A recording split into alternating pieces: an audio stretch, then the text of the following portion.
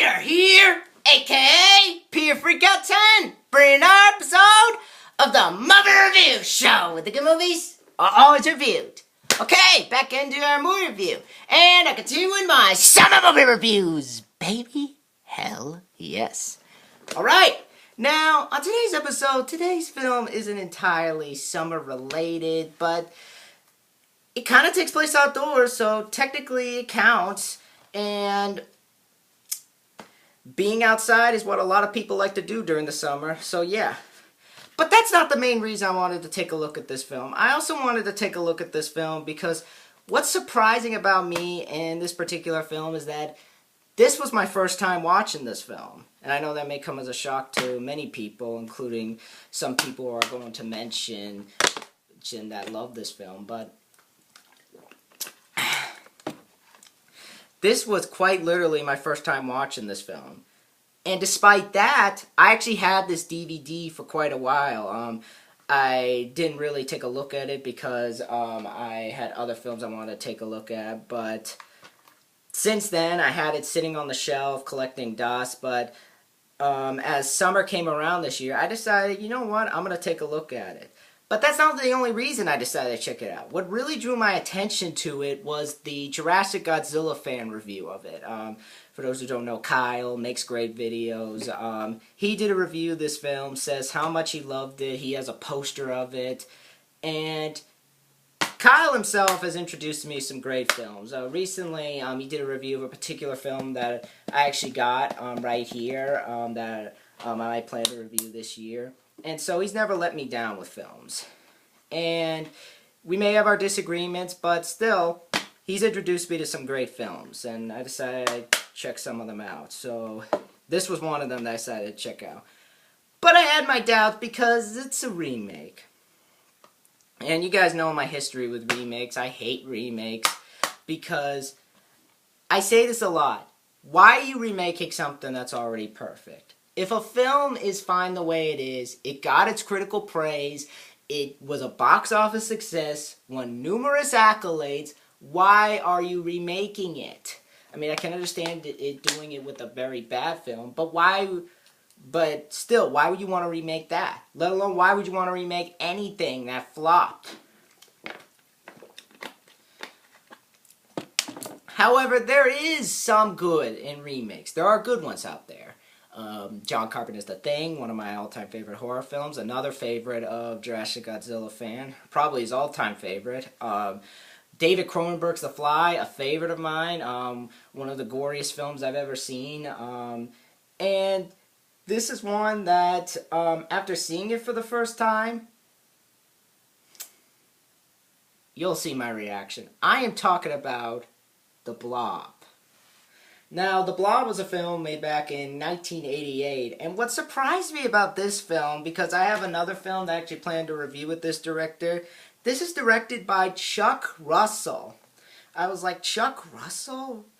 And for those who don't know, he would go on to direct The Mask with Jim Carrey, which is another film that I want to review before I review this other Jim Carrey film that I want to review in time for the Cable Guy. Not Cable Guy, Bruce Almighty. But you'll see what that is in the pile, but it's the Cable Guy. But anyway, I was surprised that Chuck Russell directed this. He went from this to The Mask, because when you look at these two films, he created a remake of an old film that I'll get into, but he created an old, grotesque, graphic, disturbing remake, and then went on to do The Mask. While comedic, it's still at its crazy side, but it definitely wasn't as crazy as this, I'll tell you that. So the guy definitely has talent. But yeah, going into this film I was skeptical. And as I said, this is a remake of an old 50s film with Steve McQueen, which I have not seen, so I'm not going to draw any comparisons to that film. I'm going to judge it on its own. But I gotta say, after seeing it for the first time, this movie's awesome. It is freaking awesome.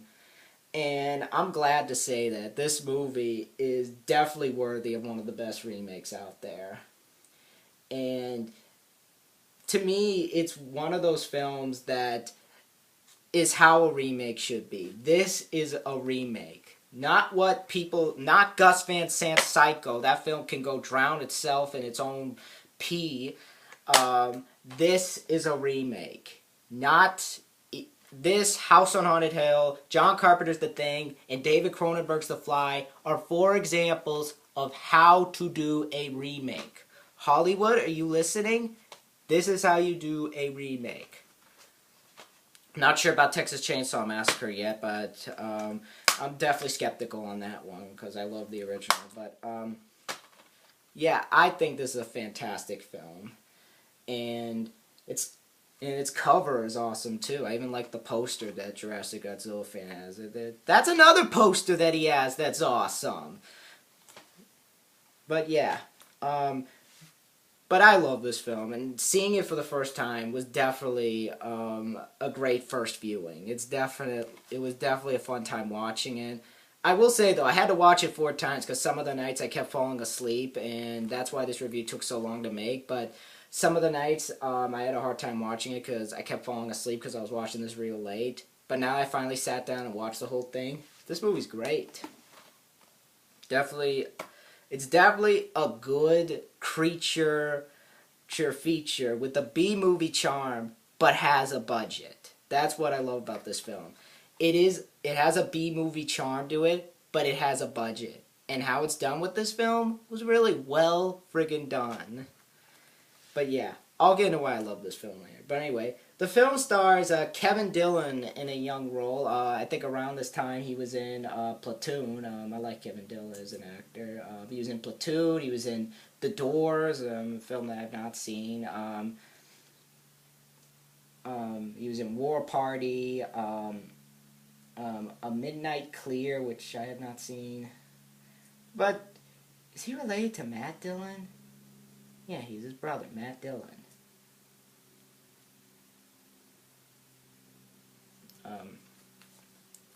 But yeah, he's a good actor.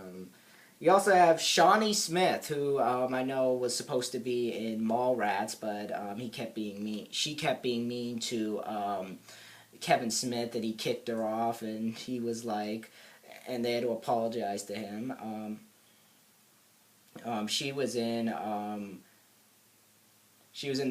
She's on the show Becker. She was in Who's Harry Crumb, which I'm actually surprised she was in that. Desperate Hours. She was in Annie, Summer School, and among others. But yeah. You also have Donovan Leitch, who I don't know anything about. Jeffrey DeMunn, Candy Clark, and Joe Seneca as the Doctor Meadows. But yeah.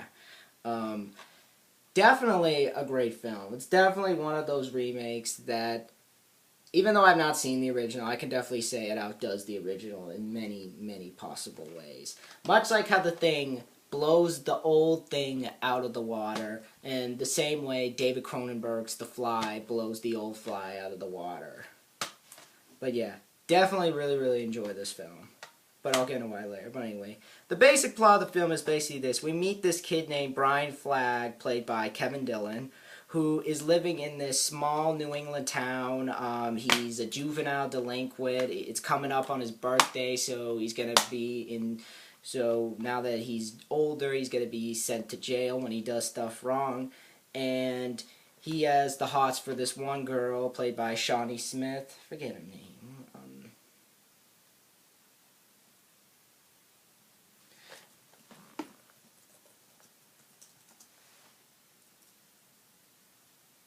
Meg, she is going out with this other guy, another football player who his best friend is a freaking jerk to him. But they're out one night, and out of nowhere, this meteor crashes and goes onto this homeless guy who's a friend of Kevin Dillon's character, or Brian, I should say.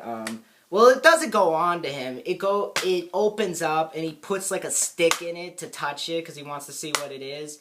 And he pulls it out, and the thing goes on his hand, and it starts going into him. And so later they take him to... And so he runs into the street, and he almost gets hit by Meg, and the guy played by this guy's so just generic and whatnot. He was kind of Paul, played by Donovan Leitch. Basically, they take him to the hospital, and out of nowhere, the thing melts this guy in half. Like, wow, this old man gets melted in half, and you see, like, on the table all his guts out and whatnot. And then later, Paul gets attacked, and they believe Brian did it. And so now Meg is now out looking for answers as the Blob now finds its way to the town and starts killing off the locals who are now trying to survive. All the while, a scientist comes in, played by Joe Seneca, named Dr. Meadows, who wants to contaminate the thing and use it as a project to basically use for the military. And all the while that's going on, Kevin Dillon's character, Brian, gets involved in it, and so now they're going to have to fight back against this thing as well as save the town. Will they be able to save the town, or will they be the next one to be munched on by the good old Blob and disintegrated? Because that's what happens to them. But the Blob, this film is great. The story is not that special. It's more or less a 50s B film in the 80s with a budget. But for how it was done, I think it was really well done because it steps up about the way. Let me rephrase that. No. It steps up from the original in many ways. For example, the tone feels more towards a serious horror film with a B charm to it. And I think they did it really well. Chuck Russell, I think, understood the way to take this reboot. Because to me, like, if you're going to do a reboot and you're going to make it more serious than an old 50s film, don't make it like this, we got to have this campy vibe to it and to make it like the original. You know, no. You got to make it a little bit of a different tone and try and make it feel like a completely different film. And don't make the Blob, the same Blob from the original. Make it a different Blob. And make the characters feel different. Make the situation they're in feel different. And this film does that. And I really enjoy that about the film. Even though I haven't seen it, from what I can tell, it feels like the same idea. And, well, from what I've seen of it, I read the story a little bit. And while there's some stuff that's kind of lifted from it, it still manages to stay on its own 2 feet and try and do something different. I really enjoy that about the film. So the story has a B-movie charm to it with a budget. It's really well done for, I don't know how low this film was, but it is shot really, really well.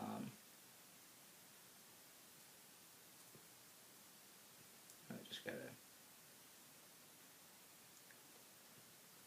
just checking something.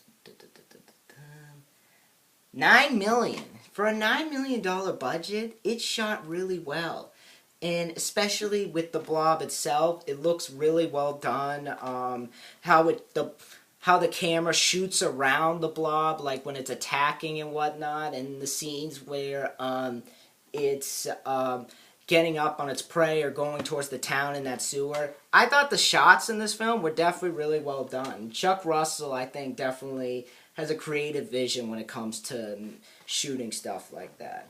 And it sucks that this doesn't get a special edition DVD. I would like to see how they do the scenes. I would like to see how it's shot. I would like to see how did they do the Blob, because I'll get into the effects later, but I thought it was really well done. I thought the whole thing was really well done. The shooting, the angles, how it's shot around the Blob itself as it attacks people. I thought it was really well done. I really thought it was really well done. The acting is also really well done. I really like Kevin Dillon's character, and he's not playing the typical greaser in this film. He's a guy that's more on his own, but he has more of like a heart to him. He's not like the greaser jerk that we're used to seeing in these types of films. He's actually a nice guy because at one point in the film, like when he's carrying the old man to the hospital, he's telling him, "You're gonna be okay. It's gonna be fine. They're gonna take care of you." Even though he walks up, he's still a nice guy, and you care about him. And even when he tries to do what's right, like get her out, she is kind of like get her out of town. I still felt it was understandable why he doesn't fit in the town. He feels more to himself. Well, I should say this. He feels like he's more to himself. He's more of a loner, even though he has friends. He still is a likable guy. You still see this likability in him. And for what they had to do with him, I thought he was really well done. He had charisma. He was charismatic.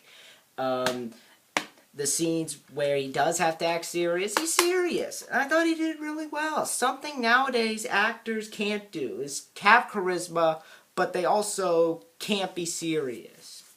Because nowadays, actors themselves are always like, "Oh, I have to be serious, not charismatic and whatnot." I thought he did really well. So yeah. Shawnee Smith, I thought was a good job. I like the fact that she's not the damsel in distress, especially that scene in the sewer where she has to rescue her brothers and they're climbing up. Well, I shouldn't say brothers, one of them is a friend, but her brother, and they're climbing up through that sewer and whatnot. She actually does something. She actually stands up and actually says, "You know what, I'm going to go help my brothers." And she doesn't play off the damsel in distress angle. She's likable. And I thought Shawnee Smith did a good job. She's not over-exaggerating on her.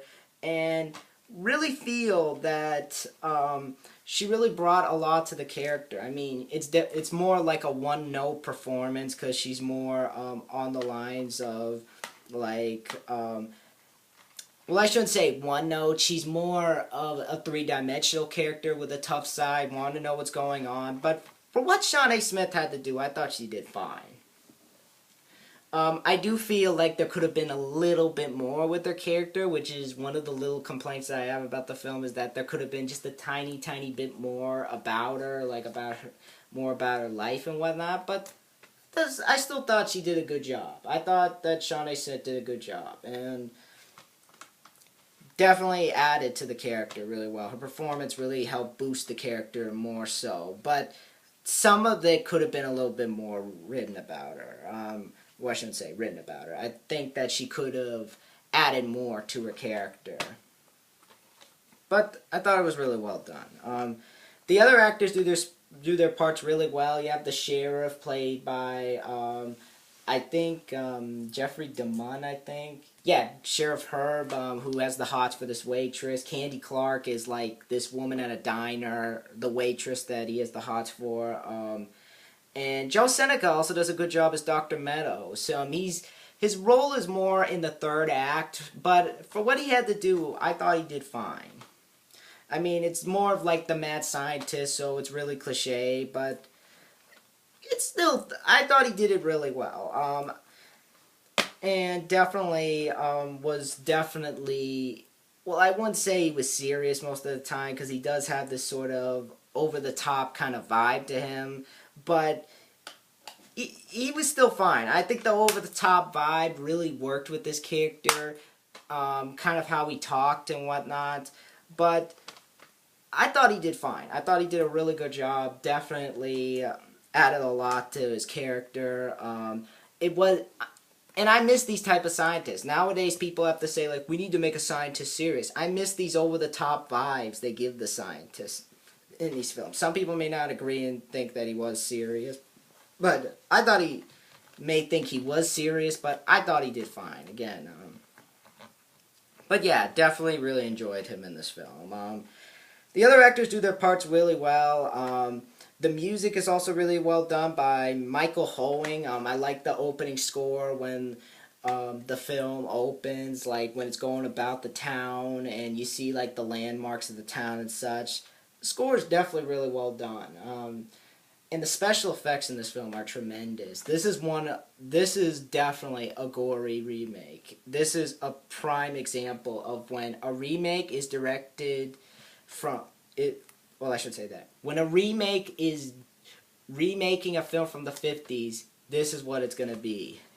This is what an 80s remake is going to be. Because It's bloody. It doesn't hold back on the gore. Good practical effects, like that scene where that one of my favorite deaths in this film, and this is definitely my favorite one. This part with this guy is, you might know this Jurassic Godzilla fan. Of course you do. You've seen the dang movie. My favorite death in the film is where that dang guy who's trying to get something out from the sink, he's trying to clean the sink, I should say. He's trying to get. I really don't know how to say it. Like, he's trying to unclog the drain. That's the word I'm looking for. And this poor guy gets like the ooze of the blob, and he gets pulled in down the sink, and like literally, he's getting pulled in, and you see his legs out, and all this blood shooting out, and there's like, and the little part of like the pipe is dented, and all this blood is like oozing out from it. It's like, oh my god, that is a dang good effect. Or how about Jeffrey DeMunn's friend's death, where he's in the car with this one girl and he gets attacked and her face like comes in. It's like, dang good effects. I miss practicality in this film. I really miss practicality. And a child gets killed on screen. Literally, a freaking child is killed on screen. I remember hearing about that, and I was like, holy hell, this movie's got guts. And this is what I miss about Hollywood, is that they don't have guts anymore, even though they still kind of have theirs with some horror films from the early 2000s, but I miss these type of guts that Hollywood have. We'll kill a kid on screen. Literally, this kid is like melting, and all his skin, you can see his freaking skull, and it's grotesque and awesome. It's literally, it is some dang good effects in this film. Good practicality, and I don't know if the thing was a puppet, but it looks dang good. It looks dang real too. Like the ooze on like the blob itself, I think was really well done. And it looked more like a blob, whereas with the original, from what I saw the clips of it, looked more like dang Jello than a freaking blob. But yeah, this is a dang good remake. I will say, it does have its problems. It's not picture perfect. Like, I really feel the characters were just a tiny bit underwritten. And, well, just Sean A. Smith, and I also felt some of the other ones could have had just a teensy bit more. But I also kind of feel like the ending was unneeded. We didn't need the sequel bait ending that they were going for. And, because there was never a sequel after this. I don't know why they couldn't give a sequel, but I definitely feel it's still a well-made film. Definitely a a remake that I wish they would do more of, and not just copy and paste like what they did with Gus Van Sant's Psycho. This is a true remake. This is a remake that I wish would be made more, and it just goes to show how great a remake can be done when it strays away from the formula of the original. And yeah, I definitely really enjoyed about this film. I definitely think it's a really well-made film, really good story. The characters are really well done, and definitely, to me, going on the best remakes. Is it as good as The Thing and The Fly? I don't know about that, because those films are definitely awesome, and I watched them a lot more than this, because this is my first time, but I still really enjoy this film. Either way, I highly recommend you check out The Blob. Chuck Russell's The Blob. This is The Blob to me. It's definitely a dang good film. Either way, I give The Blob a 9 out of 10. It deserves it, and therefore gets my seal of approval. Definitely a good old-fashioned 80s B monster film with a budget, done right, and delivered to us great. If you're looking for an 80s B horror film with a budget and a more serious vibe, I highly recommend you check out The Blob. But yeah, that's my review of The Blob, and next time I'm going to do a review of Lake Placid. This is a film that I've been wanting to talk about for a long time. Also have a review of Basketball coming. You're going to see my thoughts on that film.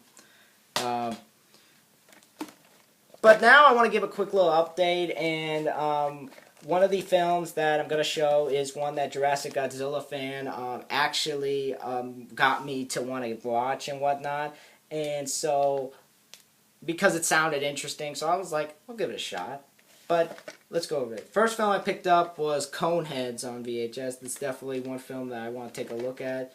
Great condition, tape plays good and whatnot. Been wanting to review this for a while. Definitely going to tell you guys what I think of it when I get around to watching it, which is actually going to be pretty soon. Going to review this and a few other films.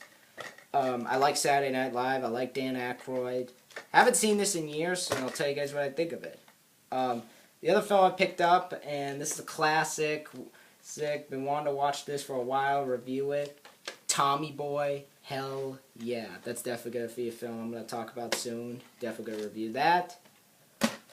For my summer movie reviews, road trip stuff. And rest in peace, Chris Farley. I got to say that. Rest in peace, Chris Farley. The other film I picked up, another Jim Carrey film that I actually want to talk about. Cable Guy. Directed by Ben Stiller and produced by Judd Apatow.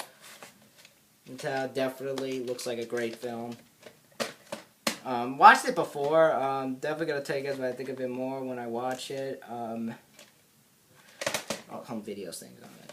And the other film I picked up, which I saw from Jurassic Godzilla fans' review of it, Con Air. I know he did a review of this film, said how much he loved it, and I figured why not pick it up. Definitely looks like a fun movie.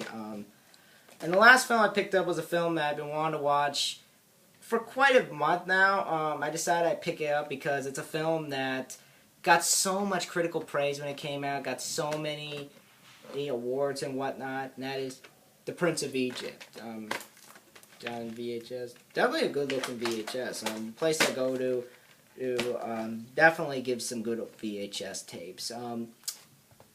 But that's some of the stuff I picked up. I also have Congo coming in, which is another film that I want to take a look at that Jurassic Godzilla fan said he liked and whatnot. I'm definitely going to review that. And pretty much, that's all I have to say. I'll see you guys later. Let me know in the comments below what you guys think of Chuck Russell's The Blob. Be sure to rate, comment, subscribe, and I'll see you guys next time. Bye.